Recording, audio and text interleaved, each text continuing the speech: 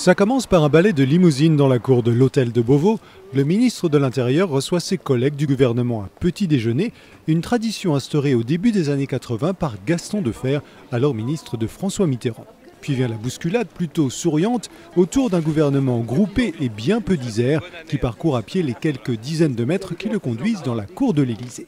Mais dès l'entame de ce premier Conseil des ministres de l'année, plus question de rigoler. Nicolas Sarkozy a réaffirmé sa volonté ferme et déterminée à faire en sorte que le gouvernement se mette pleinement au service des Français pour une année utile et importante. Il a rappelé les priorités qu'il a fixées au Premier ministre: la dépendance, l'emploi des jeunes, la réforme fiscale, l'introduction des jurys populaires dans l'application des peines et dans certaines affaires correctionnelles.